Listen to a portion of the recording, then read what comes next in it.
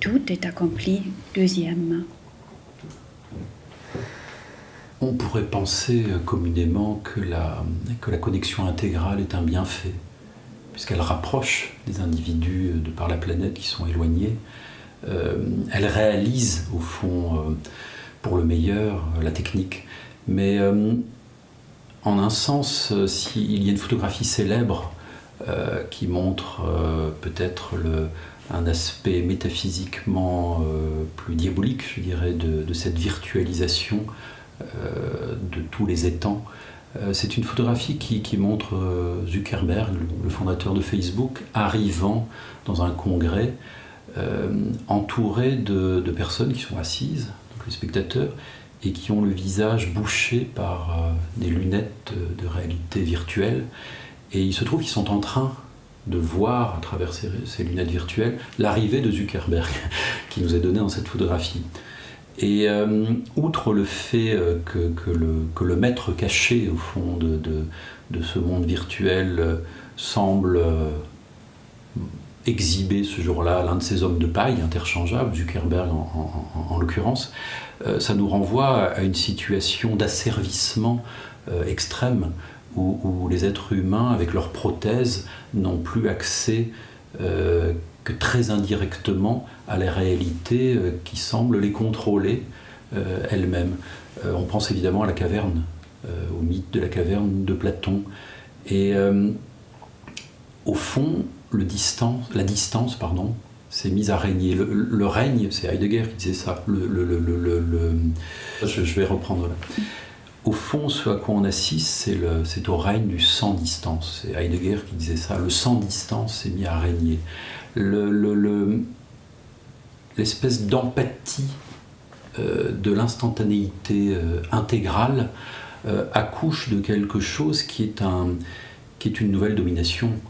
Dans la caverne de Platon, dans ce mythe, on comprend que les humains sont assignés à quelque chose qui n'est que l'ombre du réel.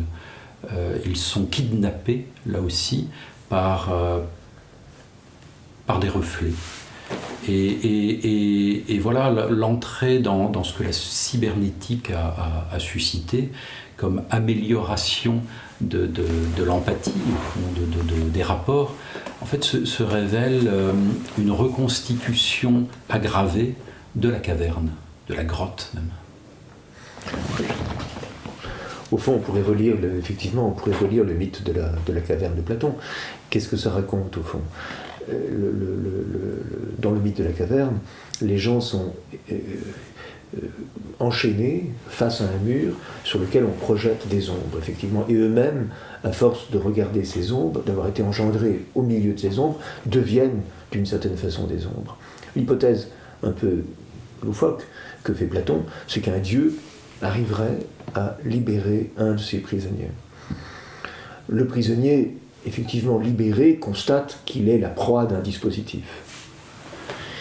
Dans un premier temps, évidemment, c'est extraordinairement déceptif, c'est extraordinairement angoissant, mais il arrive à être conduit au seuil de la caverne, et là, il est mis en présence de la lumière du soleil.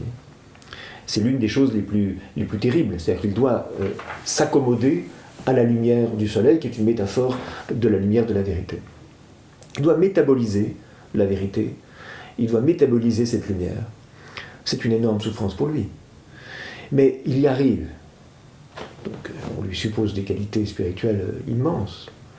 Et à ce moment-là, le Dieu lui fait comprendre qu'en réalité, le but n'est pas de sauver un être séparé des autres, qu'il doit revenir dans la caverne pour essayer de parler à des gens qui ressemblent beaucoup aux têtes de bétail de la cybernétique. Et évidemment, il n'a pas de langage commun avec eux, parce qu'il est sorti du dispositif de l'illusion.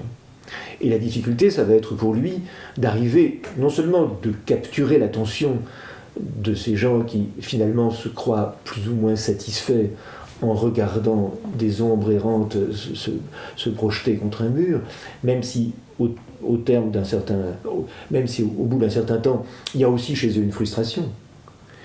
Donc il va devoir trouver un langage commun avec eux, et il va devoir essayer de les convaincre de se tourner vers la vérité par une espèce de conversion de tout leur être.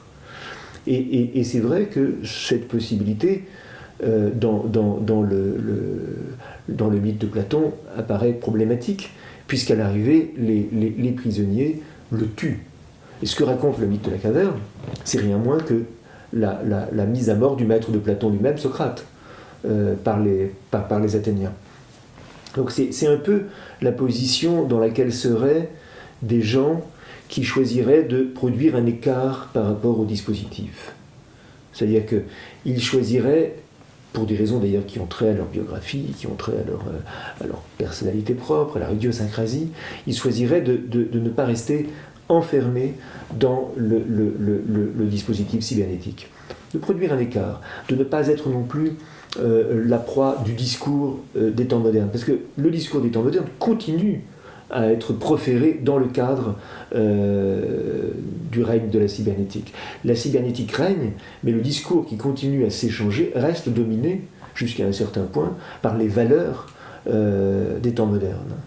Donc il y a comme une espèce de phraséologie liée au temps moderne, qui est en rupture avec ce qui a lieu en effet, mais qui permet au scénario le plus catastrophique de se mettre en place dans, d'une certaine manière, un somnambulisme généralisé. Et c'est ça que le veilleur qui provient qui est sorti de la caverne essaye d'interrompre d'une certaine manière par sa parole. Et il est évident qu'une parole, c'est toujours fragile. Et que quand on a la société en face de soi, quand on a en plus le dispositif en face de soi, c'est très difficile d'arriver à traverser l'écran, en fait.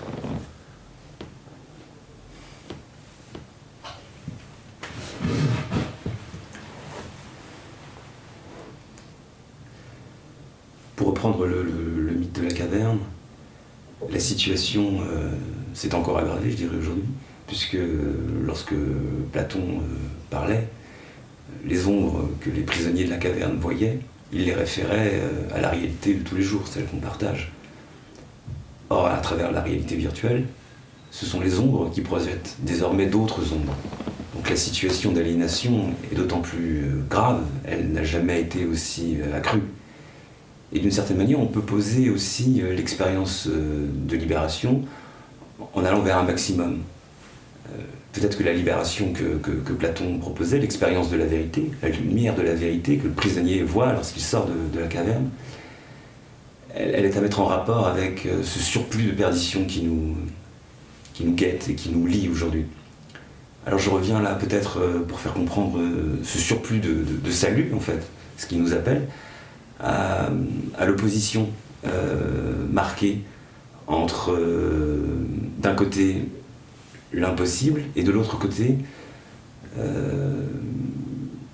la mathématisation du monde, qui est dans le fond l'hologramme dans lequel nous sommes pris aujourd'hui, à partir duquel nous pensons, dans lequel nous projetons, et qui calcule nos vies, qui fait de nous des données statistiques.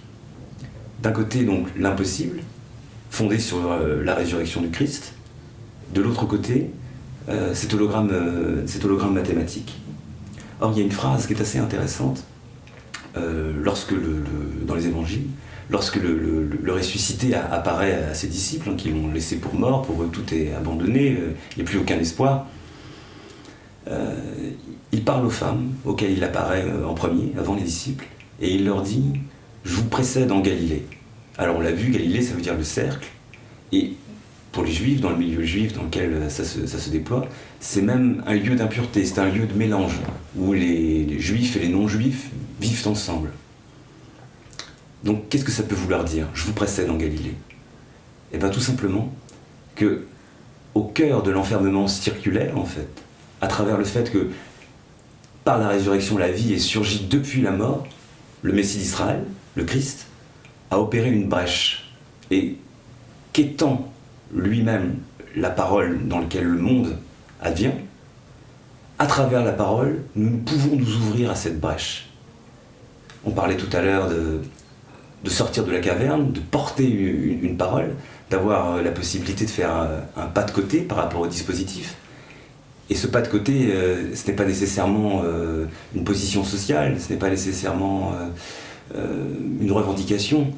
C'est peut-être tout simplement, puisqu'on ne peut pas se mettre devant le dispositif, puisque lorsqu'on le cherche, il est derrière nous, lorsqu'on le regarde à côté, il est devant, c'est peut-être justement la possibilité d'entrer dans une parole. Et qu'une parole qui nous vient de l'en dehors du cercle, puisse commencer à faire son œuvre en nous et à nous arracher à un mode de fonctionnement qui est celui même du dispositif, qui nous enferme dans une projection mentale. Alors ce mode de fonctionnement, cette nouvelle interprétation, elle est portée justement par cette résurrection que j'ai mis en avant. Mais pour comprendre peut-être le conflit, pour aller plus loin, on peut parler d'un des fondateurs de la science également, qui s'appelle Francis Bacon, qui, sur la couverture d'un des livres très importants, qui s'appelle le Novum Organum, un livre qui va fonder la science comme méthode expérimentale, pose tout un décor qui dit beaucoup de choses. D'abord, on voit les colonnes d'Hercule. Alors les colonnes d'Hercule, ça symbolise les limites du monde connu. On voit un bateau qui a passé ses colonnes, et puis un bateau qui s'apprête à le faire. Donc le spectateur est déjà pris dans un mouvement, et il a lui-même à opérer le saut. Passer ces colonnes d'Hercule, passer les limites du monde connu. Et une phrase tirée du livre du prophète Daniel, qui est « Beaucoup passeront outre ou iront au-delà, et la science augmentera ». Alors ce qui est intéressant, et l'idée d'une erreur d'interprétation là va prendre tout son sens, c'est que il y a plusieurs lectures, il y a plusieurs leçons en fait pour cette traduction, parce qu'évidemment la phrase est écrite en latin, elle est une traduction du livre de Daniel qui lui est écrit en hébreu. Ce dont il s'agit en hébreu, la connaissance dont il s'agit, c'est la connaissance du Messie, c'est celle qui ouvre à la liberté, à la lumière, et celle qu'on évoquait tout à l'heure, au salut. Et elle va être traduite, le mot qui correspond à ça en hébreu, c'est da'at. Et ça va être traduit par science, scientia.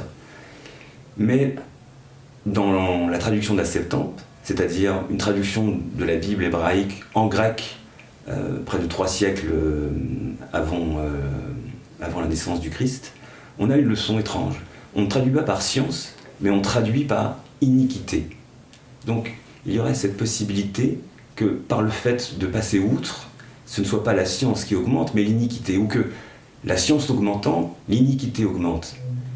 Parce que l'être humain se concentrerait peut-être sur un faux savoir, non pas le savoir du salut, celui qui ouvre et qui libère, mais le savoir qui enferme à mesure qu'il donne une emprise sur le monde.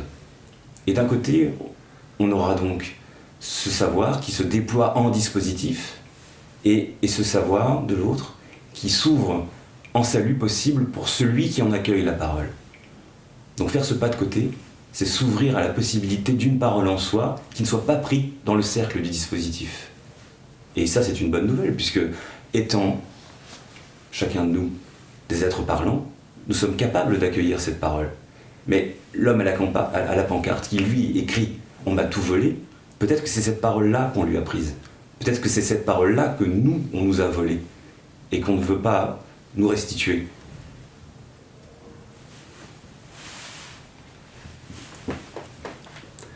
Est-ce qu'il est possible de se soustraire au dispositif ? C'est effectivement la question. C'est une question qui nous renvoie au plus personnel de chaque personne, qui nous renvoie à la dernière des solitudes qui est en chacun de nous, dernière des solitudes qui est aussi l'origine même de notre être. Je crois qu'il n'y a pas de plus belle question. Je ne sais pas si le mot liberté a encore un sens dans la matière apocalyptique qui est celle où nous mouvons. Mais il se trouve que, en même temps que cette pancarte « on m'a tout volé », en même temps que cette espèce de cri, j'entends, moi, quelque chose de plus souriant en même temps. J'entends de manière superposée un autre message qui vient de très loin, qui est un message qu'a entendu Abraham sous les chênes de Mambré. Et cette phrase, c'est « va vers toi ». Aller vers soi, faire un saut vers l'intérieur, le saut ardent vers l'intérieur dont parle Maître Eckhart, c'est sans doute la la seule solution, la dernière solution, est peut-être une solution révolutionnaire, au sens où on ne peut plus affronter ce qui nous nie autrement qu'en rassemblant des forces dont le monde cybernétique a tout intérêt à les éparpiller. Il me semble que la seule chose que nous ayons, quand nous n'avons plus rien, et au fond à chaque instant, nous n'avons plus rien et nous reprenons, c'est le langage, c'est ce qui nous précède au fond. Je suis toujours précédé par une mémoire qui n'est pas la mienne et qui fait retour, qui afflue rêveusement, dirait Rimbaud, qui afflue de partout, sous toutes les langues. C'est une espèce de Pentecôte qui pour le coup n'est pas à venir, qui a toujours déjà lieu et dont nous pouvons, dont nous devrions essayer de nous rendre les témoins, mystiquement ou rationnellement, peu importe, les deux termes se confondent. Et bon, Valentin, François et moi n'avons peut-être pas trouvé d'autre meilleur lieu que celui de ce qu'on a appelé pendant longtemps la littérature, et au fond ce mot peut continuer. Ce mot est assez beau, littérature, pour peu qu'on veuille s'entendre sur le fait que la littérature n'est pas ce lieu social où l'on se raconterait des anecdotes améliorées, qu'on vendrait comme un miroir au fond, aux autres, mais un lieu où vient parler ce qui nous précède. Et donc c'est à travers le langage, sans doute, que ce pas qui rétrocède ou ce pas qui va plus vite peut avoir lieu. Peut-être que quelque chose comme de l'indemne existe. Je ne crois pas qu'on soit immune, je ne crois pas qu'il y ait d'immunité pour nous. Le dispositif est là, le ravage est là, et même en chacun de nous. On en est la proie. Nous sommes tous sacrifiables à chaque instant, tous les corps humains. Mais en revanche, il y a un point, peut-être plus d'un, mais identifier ce point en chacun de nous, c'est l'histoire d'une vie au fond.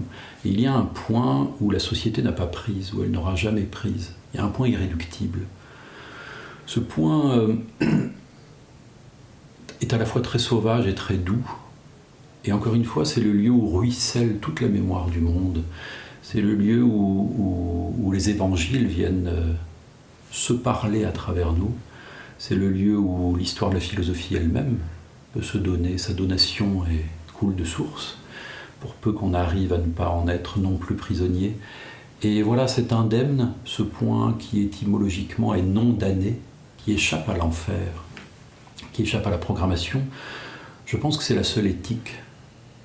C'est la seule éthique possible. Toutes les morales sont faibles, toutes les morales sont empestées par de l'idéologie caduque, et toutes les éthiques personnelles sont toujours insuffisantes. S'ouvrir à cette éthique totalement impersonnelle, parce qu'elle nous échappe à tous et qu'elle vient de plus loin, c'est peut-être, voilà, ça a à voir avec, j'ose le mot, avec une forme d'amour, mais un nouvel amour du langage. C'est Hermann Brohr disait ça après avoir lu Finnegan's Wake. Dans un état de sidération en découvrant Joyce, il dit que Joyce a inventé un nouvel amour du langage. Peut-être qu'on n'y est pas encore arrivé au fond, c'est vers ça qu'il faudrait tendre sans doute. C'est vers ça que je veux tendre, ce nouvel amour du langage qui peut-être me délivre.